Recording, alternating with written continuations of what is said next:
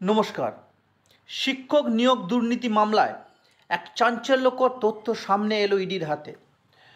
শস্যের মধ্যেই কি ভূত আছে, যেখানে বলা হয়েছে আন্দোলনকারীদের মধ্যেই কয়েকজনকে নিয়োগ দেওয়ার কথা। চলুন দেখে নেওয়া যাক সেই চাঞ্চল্যকর তথ্যটি।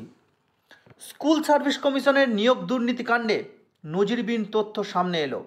বিক্ষোভ থামাতে বেআইনি নিয়োগ দেওয়া হয়েছে বিক্ষোভকারীদেরই কয়েকজনকে।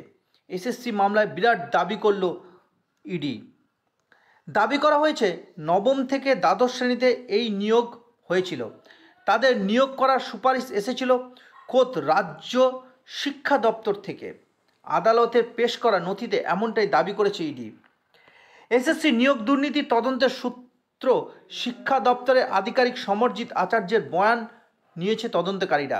সেই বয়ান থেকে উঠে এসেছে একাধিক তথ্য। জানা গিয়েছে নবম এবং দশম শ্রেণীর শিক্ষক নিয়োগ প্যানেলের মেয়াদ উত্তীর্ণ হওয়ার পর 183 জনের নাম সুপারিশ করা হয়েছিল। তাদের মধ্যে বেশিরভাগই নাম বেআইনিভাবে সুপারিশ করা হয়েছে। মিডলম্যান প্রদীপ সিংহ ওরফে ছোটুর থেকে এসেছিল এই সুপারিশ এসেছিল এসএসসির প্রাক্তন কর্তা শান্তিপ্রসাদ সিনহার মাধ্যমে। ইডির দাবি সেই সুপারিশপত্রের প্রিন্ট করেছিলেন সমরজিৎ। তার বয়ান থেকে জানা গিয়েছে 183 জনের মধ্যে 3 জনের চাকরির সুপারিশ এসেছিল শিক্ষা দপ্তর থেকে। তারা এসএসসির বেআইনি নিয়োগের বিরুদ্ধে বিক্ষোভ দেখাচ্ছিলেন। বিক্ষোভ দমন করার জন্যই তাদের চাকরি দেওয়া হয়েছিল বলে নথিতে দাবি করেছে ইডি। শুধু একাদশ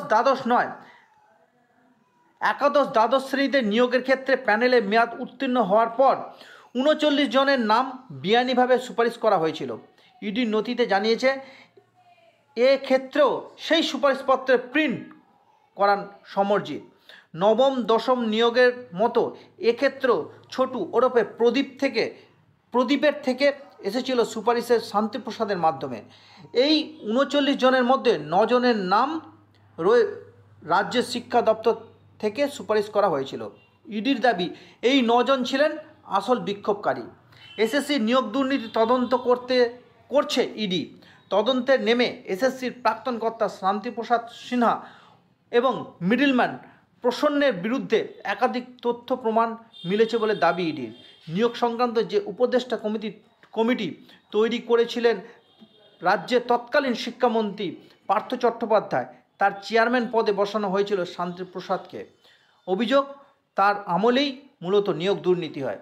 এর থেকে বোঝা যাচ্ছে যে নিয়োগ দুর্নীতির গোড়া কত দূর পর্যন্ত বিস্তৃত।